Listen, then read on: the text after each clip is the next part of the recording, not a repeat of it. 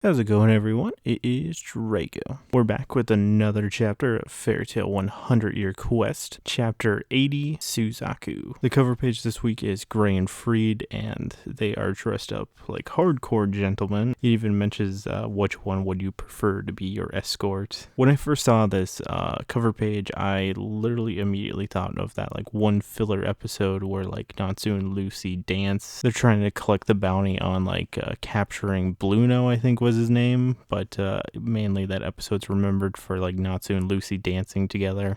I'm sure for like girl fans, like they're like, oh my goodness, these guys are so cute or whatever, but like I'm not too insanely into this cover. Like it's like cool that they're dressed up or whatever. I will say it's a little weird seeing Gray super dressed up because most of the time he's naked, and this is kind of the exact opposite of what he is in the chapter because spoilers for the chapter, but he's mostly naked. So getting into the actual chapter itself, we pick up where we left off, which was Natsu running into Suzaku, which quite frankly most of this chapter is just them talking to each other and or slash making jokes. So Natsu's face to face with Suzaku, and they start talking to each other, which Natsu has maybe the weirdest first interaction with the person, I would say. He just goes up to him and immediately starts sniffing him, which I love that Suzaku isn't even freaking phased by this. Like, he's just like, oh, this guy's just coming up to me and sniffing me.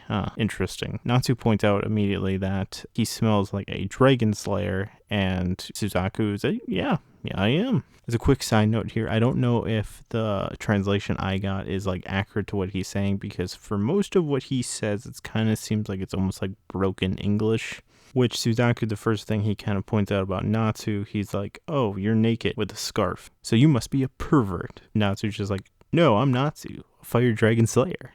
And he's just like, I can't believe that there's dragon slayers in this world too. Like I thought Earthland was the only one with dragon slayers, but I guess not. And Suzaku's immediately like, no, I was from Earthland too. I just got like summoned here and, that happened. And then they keep going on about coincidences like, oh yeah, I also came from Earthland too. That's a coincidence. That's cool. And they're like both like, oh yeah, we both came here to defeat Selene. Oh, that's cool. That's a coincidence. And they're like practically almost like hugging it out. And Natsu's like hugging him. He's like, oh yeah, I guess we're friends now, and then Suzaku's kind of like, indeed, this is very confusing. And this is the point of when Team Natsu shows up and they finally find Natsu. I don't know if this is the translation getting wrong or if this is Natsu quite literally forgetting that he was fighting yokai, but in this he calls them kaiju. So he asks like the rest of his guild members like, oh yeah, you guys beat the kaiju, and like, kaiju? Wait, what are you talking about, Natsu? Just this little panel. I freaking love this panel. Like, Natsu's breaking, I found my scarf again.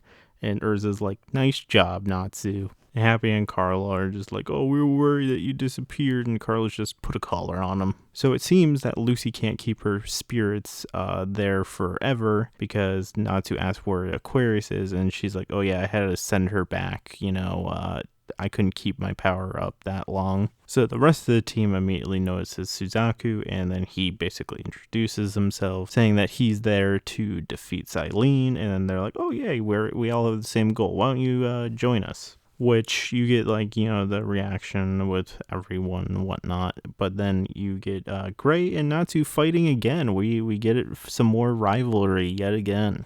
We haven't had that in a hot minute. And you have Gray completely naked. And he's making fun of Natsu for practically being naked with a scarf, but at least he has like pants on, But then Natsu immediately counters with like, oh yeah, says the guy that's like completely naked, like, don't you dare call me out when you're fully naked. I at least have a scarf. And apparently this is the funniest thing to Suzaku, because whenever someone basically mentions anything about being naked, he immediately starts laughing. Gray's just like, is it really that funny? I don't think it is. And then Happy provokes it even more. He's just like, naked. He just goes at it, man. He just starts laughing even more. He even thinks that Happy is naked and is funny because he's just wearing a little backpack. He's having the flipping time of his life laughing about being naked, and pretty much everyone's just like, this guy's weird. I love Carla's comment of, Wendy, stay far away from him. So he immediately goes from his hardcore laughing bit to immediately back to mission, and he's like, oh, where's the Black Moon Mountain? And they're just like, I have no idea. And I don't know the names of these places. I'm gonna guess Selene lives around here because that's where we tried to defeat her. Suzaku immediately then goes and leaves the group, and he's like, okay, I'm gonna go kill Selene then. And this is something you don't do. You don't mess with Natsu's job, because he's like, wait a second, that's our job, we gotta come with. And Suzaku replies with, I think you guys are fun, you guys are amusing, but if I dilly-dally, I'm gonna get overtaken by Fairy Tail, and I don't want my guild mad at me. Natsu and everyone's just like, Fairy Tail? Like, what do you have a problem with Fairy Tail, And I'm surprised it took this guy this long to figure it out, but Suzaku finally looks at everyone and notices who they are, and, maybe that Fairy Tail guild mark on the shoulder might have said, hey, this is Fairy Tail, my dude. I like how he, labels everyone, like, Natsu, the Fire Dragon Slayer, Gray, a black-haired ice wizard, Urza, the red-haired swordswoman, Lucy, a blonde celestial wizard, Wendy, a small child dragon slayer, and then just having Carla, 2 cats. There is no talking it over with this guy. Like, he immediately is like, oh, surely you're not Fairy Tail, but, you attack my guild members. Then he immediately is like, I'm from Diablos. And then, it shows shots of, some of the Diablos members they fought, like Urza and Gray. Or he's not even trying to have peace with these guys. Like, he's immediately, about to draw his sword and say, okay, you guys are the enemies of my guild. And he's about to go freaking slash. So you see him about to pull out the sword, and, Urza blocks it. Which I feel this is the first time within the series. I don't think we've seen anyone else do this, but this is the first guy to actually break Urza's sword. Like, dang, man. To be honest, when I first saw the panel with her getting her sword broken, I'm like, oh, she's gonna be really defenseless, but she probably has re-equips to get more swords or whatnot.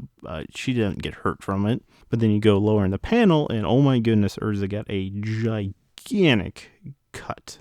So he one-shots Urza, which immediately makes Natsu furious, and he goes, start rushing, and everyone else is like, no, Natsu, you gotta back off. Again, I don't know if this is translation stuff, but Suzaku says she was able to react to Mind Blade, and Natsu's sneaking up on Suzaku from behind, and pretty much everyone says, please do not rush him, Natsu. He's on, a different level. You're not gonna be able to compete with this guy if he one-shotted Urza. And you just get the finished shot of sword in the scabbard or whatever, and he is slashed up. Dang, man, he has a lot of blood coming out of Natsu.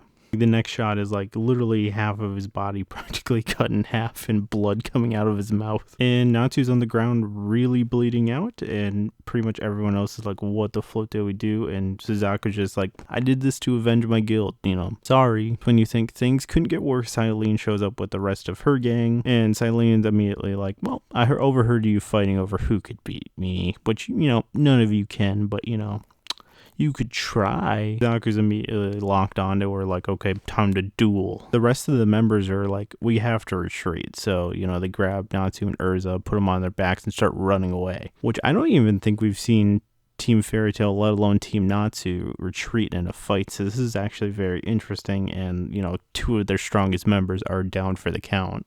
Which Selene isn't even being nice, because she sends her lackeys after, the rest of the team. So it's Mimi and Haiku that are going after Fairy Tail, and Suzaku is fighting Selene. He's going on about okay, my guild is gonna feast on you when I kill you, and we're gonna grow stronger because of it. The final shot of the chapter is Suzaku and Selene staring at each other, basically egging each other on, saying how they're gonna kill each other, and that's the end of the chapter. My thoughts on the chapter: I don't know if I particularly loved all the freaking gags in this chapter, but I do love that they kind of were friends for a little bit, but he just immediately turns and he wouldn't even let them explain themselves as to why they maybe attacked Diablos, which they never initially attacked Diablos, which it's most of the time Fairy Tail attacking a guild is more reactionary. I almost stand by that freaking Suzaku must have a magic ability similar to Demaria or whatever, to where you can mess with time or something like that, because Natsu and Urza did not flipping stand a chance, man. Oh my goodness, they got one-shotted to beyond belief, which I honestly have no idea how the flip this guy's gonna get taken down, and or / even what his magic is. I do find it very interesting that this is one of the first times that Team Fairy Tail has ever retreated, and Wendy will have to heal the wounds, but like they have two of Silene's members chasing him, so I can't imagine Natsu or Urza even getting up to fight anytime soon. Like I'd say they're out of this fight for a while. Overall, I'm like very interested as to where this goes, because like Team Fairytale's in a very bad situation with two injured members and two very strong members of Silene's group chasing after them, which both of them they couldn't defeat beforehand, so very interested how they'd be able to defeat him this time. Most of this chapter I thought was pretty fine. A lot of it was just talking, but when we actually get to the action-y bits, yeah, we're going hard, man. I'm currently making a My Hero Academia video. I'll try and get that out within the next week, but I'm pretty darn busy this week, so who knows when that will go up.